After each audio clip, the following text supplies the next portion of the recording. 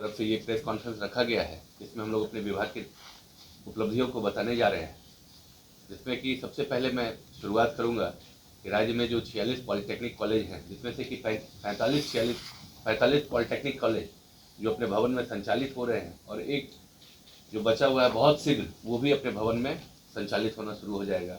उसके अलावा engineering college में लगातार पाठ्यक्रम के कार्य शुरू हो गए हैं, और जितने भी भवन हैं वो जितने भी कॉलेज हैं वो सभी अपने भवन में संचालित हो रहे हैं। 2020-21 तक में तकरीबन 16 कॉलेज अपने भवन में संचालित हो रहे थे, और आज के दिन में सभी अपने भवन में संचालित हो रहे हैं और अच्छे पाठ्यक्रम के साथ सभी में पढ़ाई पठन पाठन की व्यवस्था की गई है, फैकल्टीज़ की व्यवस्था की गई है।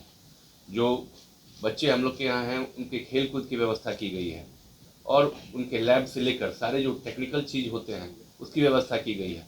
और पठन पाठन के बाद उनके जॉब प्लेसमेंट की व्यवस्था वो भी हम लोग के विभाग के द्वारा लगातार की जा रही है। और बहुत सारे बच्चे ऐसे हैं जो जॉब कर रहे हैं अच्छे अच्छे जगह पे, और उन बच्चों के अगर आप चाहें तो उनकी सूची भी उपलब्ध करा दी जा सकती है कि जो बच्चे कहाँ जॉब कर रहे हैं और उनको कितने पैकेज पे उनको पेमेंट की मिल रहा है। ये सब उपलब्धियाँ हैं हम लोग के विभाग की तरफ से। उसके अलावा आज जो हमारा तारामंडल है वो पूरे हिंदुस्तान में सबसे उत्कृष्ट तारामंडल उसको कह सकते हैं। उस तारामंडल में आप चले जाए, आज स्थिति ये है वहाँ पे सीटें खाली नहीं मिल रही हैं, इतनी अच्छी वहाँ की व्यवस्था हो गई है। और उसके अलावा जो हमारा साइंस सिटी है वो लगभग 80% के आसपास में कंप्लीटेशन उसका हो चुका है, और हम उम्मीद करते हैं कि बहुत शीघ्र उसका भी कार्य हम लोग कंप्लीट कर लेंगे।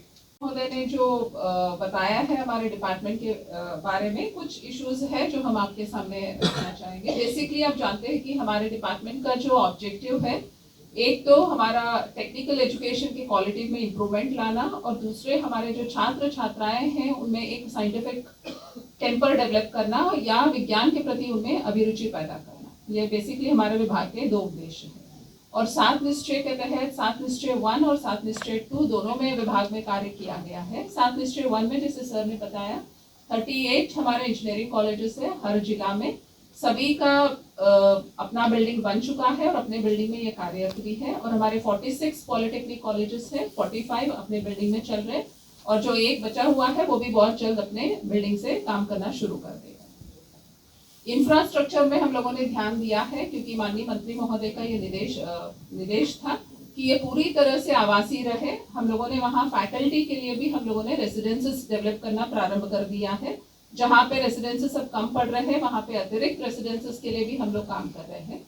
उसके अलावा हम लोगों ने स्टूडेंट्स के लिए अच्छे क्वालिटी का लेबोरेटरी सेटअप किया है, कंप्यूटर साइंस लैब्स सेटअप हुए हैं, लाइब्रेरीज है, वर्कशॉप्स है। सारे इंफ्रास्ट्रक्चर की सुविधाएं हर कॉलेज में, वो चाहे इंजीनियरिंग कॉलेज हो या पॉलिटेक्निक कॉलेज हो, वहाँ पे उपलब्ध करा दिए गए हैं। हर कॉलेज में वाईफाई की कनेक्टिविटी है, क्योंकि आप लोग समझते हैं कि टेक्निकल एजुकेशन के क्षेत्र में बहुत सारे कोर्सेज ऑनलाइन करने पड़ते हैं, बहुत सारा ऑनलाइन एक्टिविटीज करना पड़ता है। उसको ध्यान में रखते हुए हाई एंडेड वाईफाई कनेक्टिविटी हमने हर कॉलेजेस में उपलब्ध कराया है। दूसरा सबसे इम्पोर्टेंट है कि निर्बाध बिजली का व्यवस्था रहे, इसके लिए हम लोगों ने हर एक कॉलेज में डेडिकेटेड फीडर की सुविधा उपलब्ध कराई है। बहुत जल्द सब जगह पे लगभग काम कंप्लीट है, कुछ जगहों पे काम अभी प्रारंभ किया गया है। इंफ्रास्ट्रक्चर के साथ साथ हम लोगों ने क्वालिटी ऑफ एजुकेशन को किस तरह से बढ़ावा देना है उसके लिए हम लोगों ने काम करना शुरू कर दिया है। आप में से कोई पूछ रहे थे टीचर्स के अपॉइंटमेंट के बारे में। लास्ट 2 इयर्स में हम लोगों ने 1458 टीचर्स इंजीनियरिंग कॉलेजेस में अपॉइंटमेंट किया है, और 727 टीचर्स का अपॉइंटमेंट पॉलिटेक्निक कॉलेजेस में हुआ है। और जो शेष रिक्ति है उन सबका हम लोगों ने आयोग को अपना रिक्वेजिशन भेज दिया है। बहुत जल्द इसमें अपॉइंटमेंट्स होने वाले हैं। ज्यादातर गेस्ट टीचर जो लिया जा रहा है जहाँ जहाँ अभी भी वैकेंसीज कंटिन्यू कर रहे हैं, बिकॉज कुछ फैकल्टी ऐसे हैं जहाँ हमें टीचर्स नहीं मिले हैं, वहाँ गेस्ट फैकल्टी है, लेकिन जब रेगुलर अपॉइंटमेंट हो जाएगा तो गेस्ट फैकल्टीज हट जाएंगे।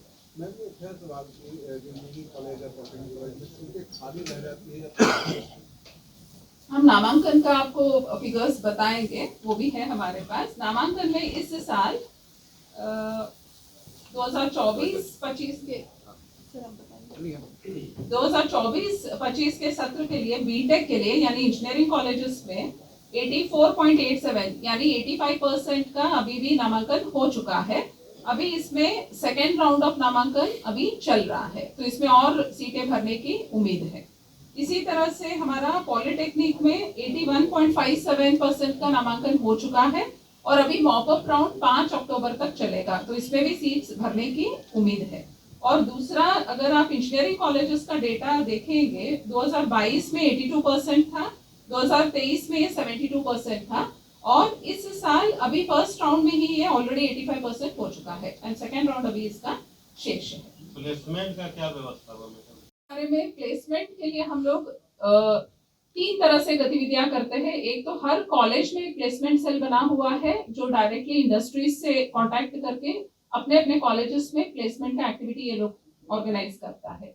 उसके बाद डिपार्टमेंट लेवल पर भी पूरे स्टेट के लिए प्लेसमेंट का ड्राइव चलाया जाता है और उसके बाद कंपनीज में सीधे भी बच्चे जाके अपना प्लेसमेंट का इंटरव्यूज अटेंड करते हैं।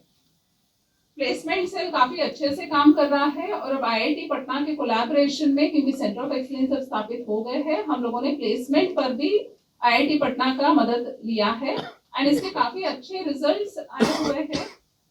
कुछ बड़े कंपनीज हैं जहां पे हमारे बच्चे प्लेस हुए हैं, like Bajaj auto, Hitachi, tech Mahindra, TCS, Accenture, इसमें हमारे बच्चों का प्लेसमेंट हुआ है।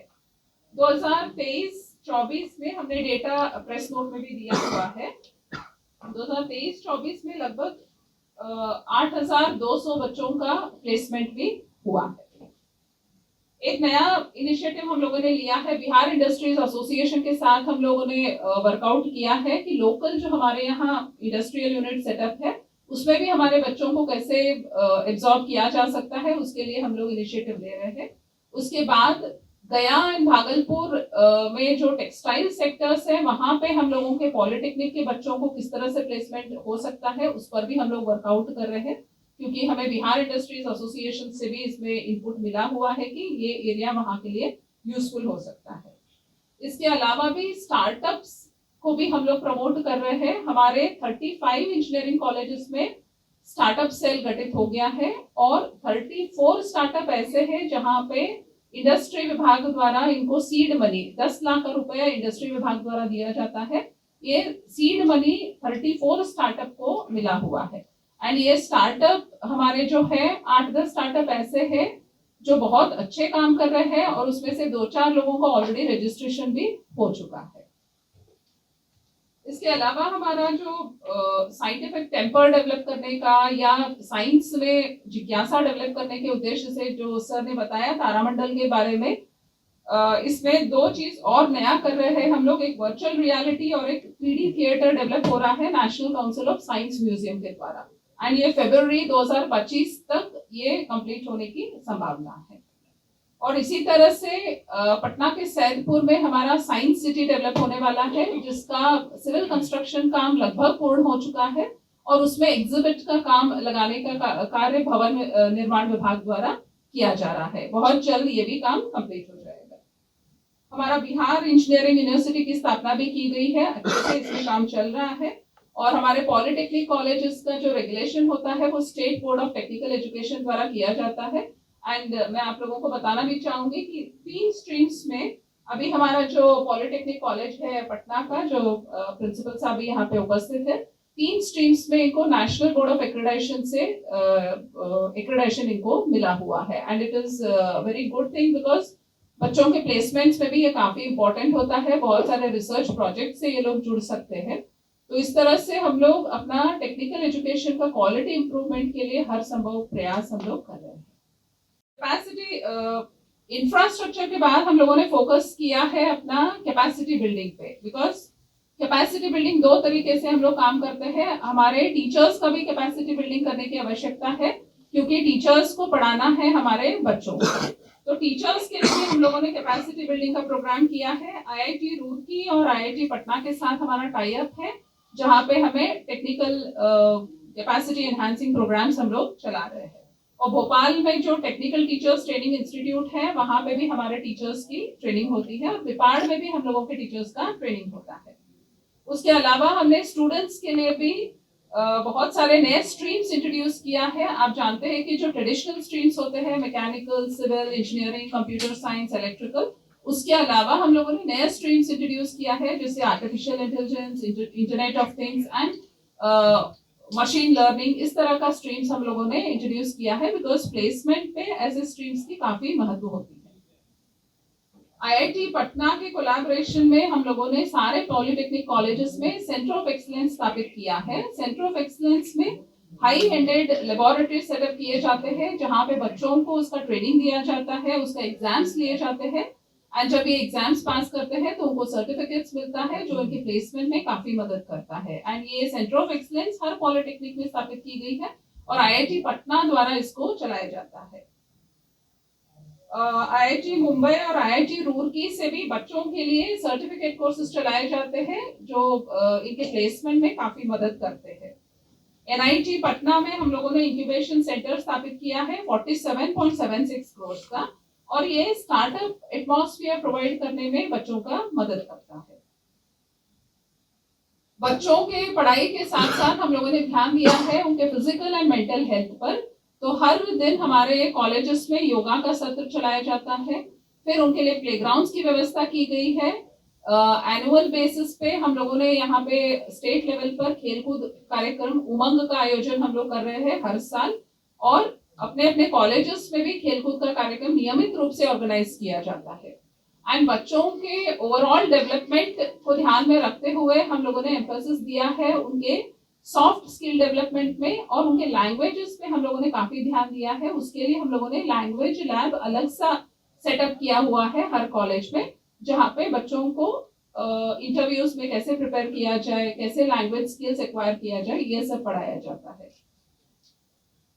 एक और इम्पोर्टेंट डेवलपमेंट है हम लोगों का इंजीनियरिंग कॉलेजेस में जो लास्ट ईयर के जो स्टूडेंट्स होते हैं उनके लिए इंटर्नशिप प्रोग्राम ऑर्गेनाइज किया जाता है।